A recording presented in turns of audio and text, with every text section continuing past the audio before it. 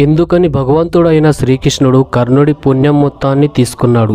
కారణం మీకు తెలిస్తే మీ మతిపోతుంది. అసలు ఏం జరిగితే శ్రీకృష్ణుడు ఇలా చేయాల్సి వచ్చింది అనేది వివరంగా తెలుసుకుందాం. దానికంటే ముందు మన వీడియోని ఒక లైక్ చేసి జై శ్రీకృష్ణ అని కామెంట్ చేయండి. మరియు మన వీడియోని మొదటిసారి చూస్తున్నట్లయితే ప్లీజ్ ఖచ్చితంగా సబ్స్క్రైబ్ చేసుకోండి. కర్ణుడి మరియు అర్జునుడి మధ్య జరిగిన ఆఖరి యుద్ధం మహాభారత కాలంలోనే అత్యంత భయంకరమైన యుద్ధం. కర్ణుడు మరియు అర్జునుడు ఒకరిపై ఒకరు అత్యంత భయంకరమైన శాస్త్రాలతో అస్త్రాలతో దాడి చేసుకుంటున్నారు. అత్యంత శక్తివంతమైన బ్రహ్మాస్త్రాన్ని ఒకరిపైన ఒకరు ఎన్నోసార్లు దాడి చేసుకున్నారు.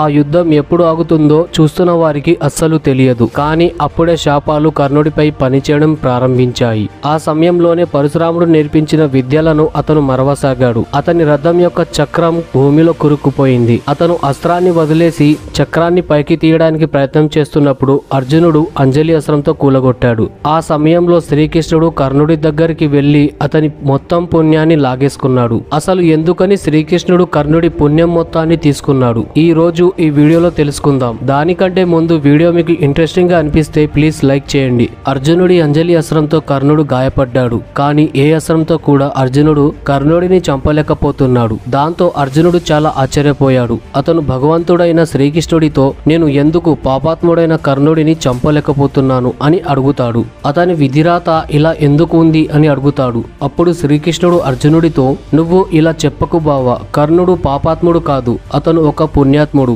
అతను ఎన్నో పుణ్యకార్యాలు చేశాడు. ఎందరికో దాన ధర్మాలు చేశాడు. అతను చిన్నప్పటి నుండి దాన ధర్మాలు చేస్తూ వచ్చాడు. అతని దగ్గర వెళ్ళిన వాళ్ళు ఎవరు కూడా ఖాళీ చేతులతో వెనక్కి రాలేదు. నీ తండ్రి ఇంద్రుడు నీ మీద ప్రేమతో కర్ణుడి దగ్గరికి వెళ్లి కవచకుండలాలు అడిగినప్పుడు కర్ణుడికి తెలుసు వచ్చిన వాడు ఇంద్రుడు అని. అయినప్పటికీ కర్ణుడు కవచకుండలాలు దానం చేశాడు. ఈ కారణం చేతనే నువ్వు ఈ రోజు కర్ణుడిని చంపలేకపోతున్నావు. కర్ణుడు తన జీవితంలో చెప్పలేని దాన ధర్మాలు చేశాడు. అందుకే ఈ రోజు ధర్మదేవుడు నీ బాణాలు కర్ణుడికి ఎలాంటి హాని చేయకుండా చూస్తున్నాడు. అందుకే నువ్వు కర్ణుడిని వధించలేకపోతున్నావు అని చెప్పాడు. దీని తర్వాత శ్రీకృష్ణుడు ఒక బ్రాహ్మణుడి రూపాన్ని ధరించి గాయపడ్డ కర్ణుడి దగ్గరికి వెళ్ళాడు. కర్ణుడు శ్రీకృష్ణుని నమస్కరించాడు.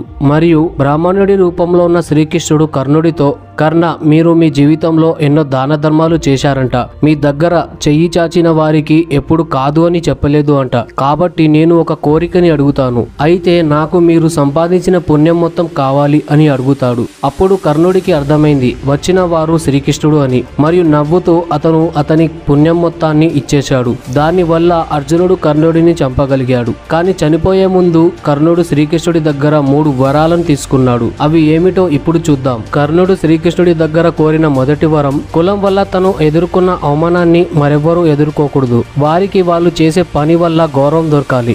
రెండవ వరం, తన మరో జన్మ శ్రీకృష్ణుడి యుగంలోనే జరగాలి. మరియు తన 3వ కోరిక, తన మృత్యు శరీరాన్ని ఎలాంటి పాపం చెయ్యని జరగని చోట కాల్చాలి. కర్ణుడి కోరిక మేరకు కర్ణుడి అంతిమ సంస్కారం దుర్యోధనుడు చెయ్యలేదు మరియు పాండవులు చెయ్యలేదు. దుర్యోధనుడు కర్ణుడి అంతిమ సంస్కారం చెయ్యాలి అనుకున్నాడు. కానీ శ్రీకృష్ణుడే కర్ణుడి అంతిమ సంస్కారం చేశాడు. భూమి మీద ఏ చోట కూడా పాపం చెయ్యని వాళ్ళు లేరు. కాబట్టి శ్రీకృష్ణుడు కర్ణుడి అంతిమ సంస్కారం తన అరచేయి పైన చేశారు అని అంటుంటారు.